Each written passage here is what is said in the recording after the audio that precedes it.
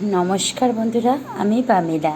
আজকে এসেছি এই তীব্র গরমের সময়তে একটি আরামদায়ক আম ডাল রেসিপি নিয়ে।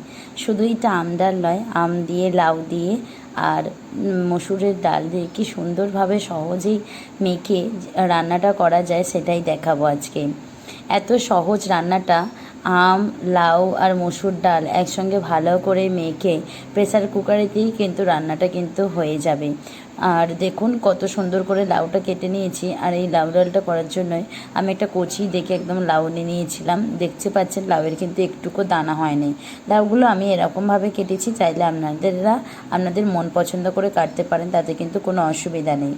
এটা প্রেসার কুকারে করলে যেমন তাড়াতাড়ি হয়েও যাবে, এই গরমের সময়, গরমের দিনে বেশিক্ষণ রান্নার কাজে আমাদের ভালো লাগে না আগুনের তাপে রান্না করতে। তার জন্য এটা কিন্তু খেতেও খুব ভালো লাগবে আর তৃপ্তিদায়ক। আর এইটা হলে আর কিছু লাগবেও না। এটার সাথে যদি একটু আলু মাখা এবং অমলেট হয়ে যায় ডিমের, তাতে আর কোনো কথা হবে না। দেখুন এতটাই সুস্বাদু, আর এই জিনিসটা এতটাই দারুণ খেতে লাগে, টক টক ভাব, সাথে মিষ্টি মিষ্টি, খুব সুন্দর খেতে লাগে। তো মসুর ডালটাও ধুয়ে নিয়ে নিলাম। আমটাই দেখতেই পেলেন, আমটা লম্বা করে সরু করে কেটে নিয়েছি। আমরা এখানে আমটা এতটা দিলাম, হয়তো বলতে পারেন যে খুব টক হবে, কিন্তু আমটা এখানে যেহেতু খুবই মিষ্টি একটা আম, আমাদের এই গাছের এখানে আম, আমরা যে ঘর ভাড়ায় থাকি আর কি হায়দ্রাবাদে, তো সেই ওখান থেকে একটা আন্টি দিয়েছিলেন। তো যাই হোক, তারপরে একটু লবণ আর একটু হলুদ দিয়ে বা জল দিয়ে ভালো করে কিন্তু প্রেসার কুকারে সিটিটা দিয়ে দিচ্ছি। তো প্রেসার কুকারে এই যে দেখতেই পেলেন সিটির আওয়াজ শুনে যে সিটি পড়ে গেছে। আমি এখানে 3টে মতন সিটি দিয়েছি, কারণ লাউ তো খুব কচি আর আমটাও খুব নরম। আর তো মনে হচ্ছে আমাদের এখানে ডালটাও কিন্তু খুব সুন্দর। 3টে সিটিতেই এনাফ। আপনাদের যদি হয় তো আর একটা কিন্তু সিটি দিয়ে নিতে পারেন। আর দিয়ে খানিকক্ষণ বসিয়ে রেখেছি। এইদিকে এই যে অমলেট করে দিচ্ছি। অমলেটটা আপনাদেরকে দেখাচ্ছি না, আর কি বলতে চাইছি যে অমলেট হলে কিন্তু একদম জমে যাবে। যেদিনকে আমি এই রেসিপিটা করছিলাম সেদিনকে বাইরে বৃষ্টিও হচ্ছিল, গরমে দুপুরে খুব গরম ছিল, বাইরে বৃষ্টি হচ্ছিল, তার জন্য কিন্তু রাত্রিরে খাবারটা কিন্তু একদম পুরো জমে গেছিলো।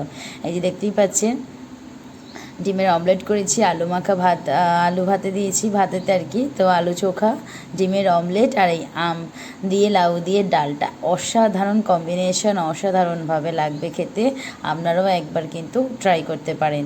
আর এই যে দেখুন ডালটা সেদ্ধ হয়ে গেছে আর ঠান্ডাও হয়ে গেছিলো, তার জন্য দেখুন চাপাটা খুলে দিলাম। আর লাউটা একটু খুন্তির সাহায্যে, আমের তো কোনো চিহ্নই নেই আর লাউগুলোই দেখতে পাওয়া যাচ্ছে, লাউগুলো একটু খুন্তির সাহায্যে এরকম ঘেঁটে দিচ্ছি, যার জন্য কিন্তু খেতে খুব ভালো লাগবে আর মাখার সময় খুব ভালো লাগবে, দেখতেও খুব সুন্দর লাগবে। তো এইভাবে ডাল যেহেতু, তাই এইভাবে কিন্তু একটুখানি ঘেঁটে দেবেন, তাহলে কিন্তু খুব ভালো হয়। এই যে আমটা দেখতে পাচ্ছেন, আমটা দেখে আপনাদের ওই জন্য দেখালাম। আমটার গায়ে একটু সবুজ সবুজ ছিল বলে সেটা আর কি বুঝতে পারা যাচ্ছে, তাকে একটু চিহ্নিত করতে পারা গেছে। তারপরে যে ওই যে কড়াতেই দিয়ে দিলাম আর কি একটু সর্ষের তেল, তারপরে দিয়ে দিলাম 4টে মতন শুকনো লঙ্কা আর একটু সাদা গোটা জিরে, আর দিয়ে দিলাম কিন্তু কালো সর্ষে। কালো সর্ষেটা দিলাম কারণ এই যে আম আছে, আপনারা যদি আম দিয়ে না যদি করতে চান, শুধুই যদি লাউ দিয়ে করতে চান, তাহলে জিরে ফোড়ন আর শুকনো লঙ্কাটা দিলেই চলবে। একদম সিম্পল বন্ধুরা, এত সুন্দর খেতে লাগে।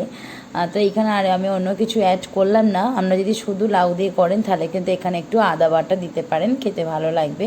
আমি এখানে আম দিয়ে করছি বলে আদা বাটা দিলাম না, সিম্পল এইরকমই কিন্তু রাখলাম।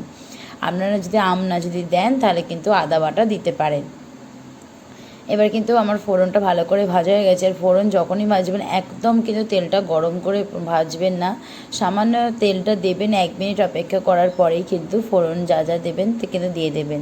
কারণ কি বলুন তো, ফোড়নটা একটা থেকে থেকে ভাজাটা হলে কিন্তু একটা জিনিসটা সুগন্ধ বেরোয়, যেমন একটা লঙ্কা ভাজা, জিরে, সর্ষে, কিন্তু একদম অনেক গরম তেলেতে দিলে কি বলুন তো তাড়াতাড়ি জিনিসটা পুড়ে যায়, সেই গন্ধটা আর কিন্তু রান্নাটার মধ্যে মিশে যায় না, তার জন্য কিন্তু একদমই ভালো লাগে না। তো এইখানে দিয়ে দেবো একটু লবণ, যদি কম পড়ে তো এখানে আমি একটু লবণ অ্যাড করে দিলাম। এখানে আমার হলুদ গুঁড়ো দিতে লাগবে না, দেখতেই পাচ্ছেন কালারটা খুব সুন্দর এসেছে। আমি সেদ্ধ করার সময় লবণ দিয়েছিলাম, তো সেইটা বুঝে দিতে হবে। আমার একটু লবণটা এখন কম লাগছিল বলে তাই জন্য আমি কিন্তু দিয়ে দিলাম। একবার আপনারাও কিন্তু এরকমভাবে চেক করে নেবেন।